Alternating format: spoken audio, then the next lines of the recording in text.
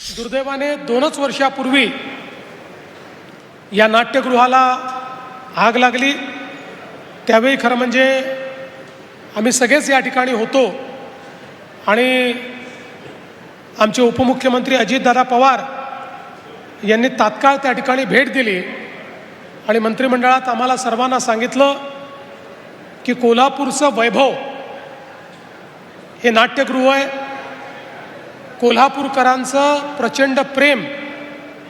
या नाट्यगृहावर आहे आणि कोल्हापूरला कलानगरी किंवा कलापूर हे जे नाव मिळालं त्याच्यामध्ये या नाट्यगृहाचा अत्यंत महत्त्वाचा वाटा असल्यामुळे याचं पुनर्निर्माण करणं गरजेचं आहे आणि तात्काळ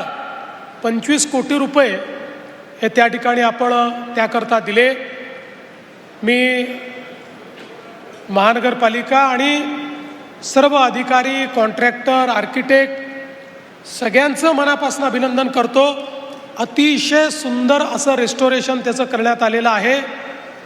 बाहेरचा भाग हा जुनाच आहे, त्याचं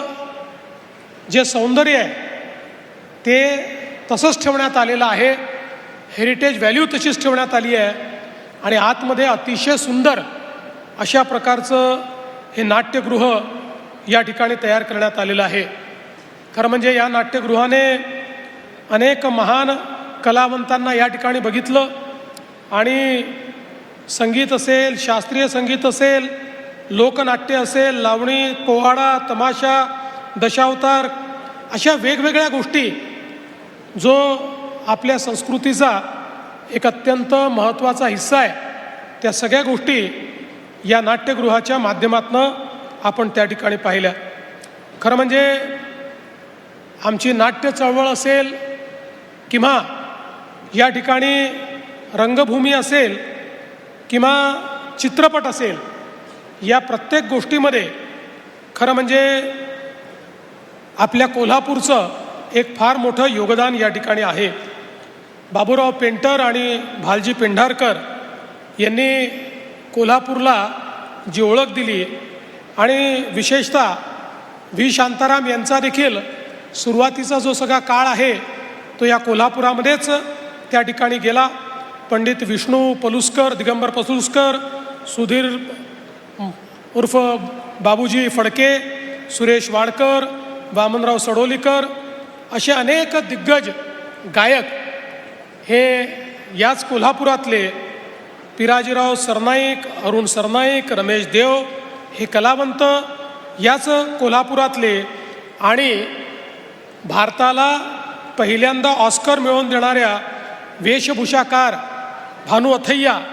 यांचीही कर्मभूमी हेच कोल्हापूर शहर। त्यामुळे या कोल्हापूरमध्ये खऱ्या अर्थानं संगीत सूर्य केशवराव भोसले यांचं जे काही योगदान आहे ते कोणी विसरू शकत नाही। त्या काळामध्ये वन्स मोर दिल्यानंतर 9 वेळा एकच नाट्यपद तेवढ्याच जोमानं, तेवढ्याच ऊर्जेनं म्हणणारे जर कोणी असतील तर ते संगीत सूर्य केशवराव भोसले होते आणि त्यांच्या या विलक्षण गायकीमुळे एक प्रचंड अशा प्रकारचा त्यांना त्या ठिकाणी लोकप्रियता ही प्राप्त झाली होती। संगीत मान अपमान या नाटकामध्ये बालगंधर्व आणि केशवराव भोसले यांच्यातली जी जुगलबंदी होती ही खरं म्हणजे मराठी संगीत नाटकाच्या इतिहासातील